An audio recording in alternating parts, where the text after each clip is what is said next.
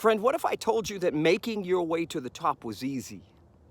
Come on, stay with me. What if I told you that making your way to the top was easy? You know how? Well, hey guys, happy Wednesday, hump day to you. I'm out on the trails today, and the difference with today, other than yesterday, is yesterday I was on an e-bike and today I'm on my analog bike. I don't even know why we create an identity for these types of vehicles, but we sure do.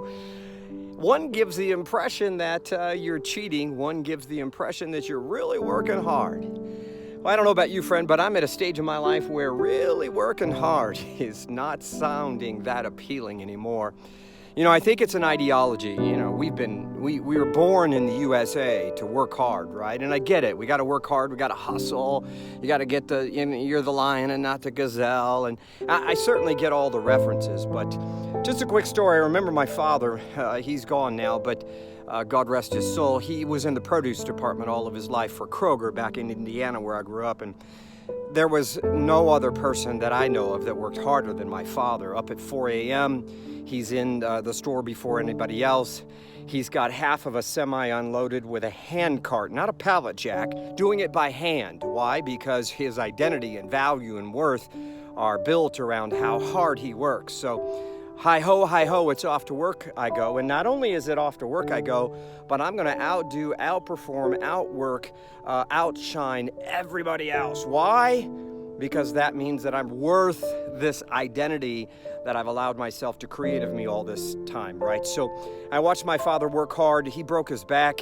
He had 3 discs deteriorate in his back. And I remember my dad sleeping with a heating pad so hot you couldn't even touch it. It was burning his skin, right? He wrapped that heating pad around him and he would crawl on his hands and knees to the bathroom to go to the bathroom in the middle of the night. But guess where my dad was at 4 o'clock in the morning? You guessed it, out of bed with the shoes on, headed to work. So it's not about working hard that there's anything wrong with it, but working hard and feeling like you have to create this worthiness, that working hard somehow equates to worthiness. I think that's the misnomer, friend. And so I relate that story to you all the way back to the e-bike. I think working hard on an analog bike makes you a man or a woman. No, it doesn't. Working hard on an analog bike means that you're more fit than an e-bike person. No, it doesn't. And I had that same mentality. No, I'm going to work. I'm going to still push my ass up that hill, because if I can do it a second and a half faster this time than I did the last time, that means I'm really a man and I'm working hard and I'm progressing. And I can be proud of that. Why can't I be just as proud of riding for 29 miles, 30 miles on an e-bike, getting just as much of a workout, pant just as much, breathe just as hard, but get to enjoy the process a whole hell of a lot more than sometimes just lugging myself up the hill. So this is my hump day moment, right? This is my hump day revelation. But hey, I love my bike. I still work, and I'm working hard going up these hills, and I get it, and I'm okay with that. But I'm also at a point in stage in my life where working hard is no longer my identity. I do not believe or subscribe to the ideology anymore that if you work hard, then there's going to be a pot of gold at the end of the rainbow. Because you and I both, friend, know of people who have worked hard. They have worked diligently hard all their life. My father was one of them. And really at the end, there was no pot of gold. There was no rainbow. It just simply, that was the course and the path that he took. That's the point that I want you to hear this morning. That was the course and path he took. Friend, what if I told you that making your way to the top was easy? Come on, stay with me. What if I told you that making your way to the top was easy? You know how? Get an e-bike.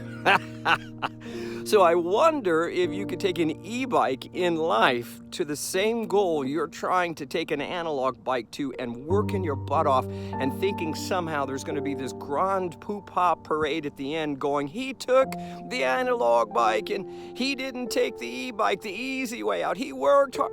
Friend, I've been around the planet too long, and I've seen too many people in my work in hospice and palliative care leave the planet that subscribe to that hard work ideology that never received theirs. If we knew that it was not hard, that it was easy, wouldn't we find the easier path to get there so that we could enjoy it a lot more? What if I got there, but now I'm 80 and I get 1 year to enjoy it? Why not get there faster and easier and get to enjoy it longer than the other way around? Hey, wow. A little bit of Wednesday wisdom here on the trails with Jeff Groom. I'm on my analog mountain bike going up the same hill I went the e-bike yesterday. And I'll tell you what, friend, hands down, I'd be on the e-bike any day. So, hey, take it for what it's worth. Hopefully you can plug out a couple of nuggets to chew on today to get you through your hump day. And I look forward to seeing you on the trails and in life, regardless of whether you're on an e-bike or an analog bike, regardless if you're in a Ferrari or if you're in a Volkswagen. It don't matter what you're on. It doesn't matter. The whole thing about today, friend, is making sure that you've subscribed to the right ideology. And sometimes you just got to work it up the hill long enough before you realize I'm trading it in, baby. I'm going to take the easy route from here on out. Hey, this is Jeff Kroom, the Jeff Kroom. Thanks for listening. Have a great Wednesday. I'll see you on the trail. Bye.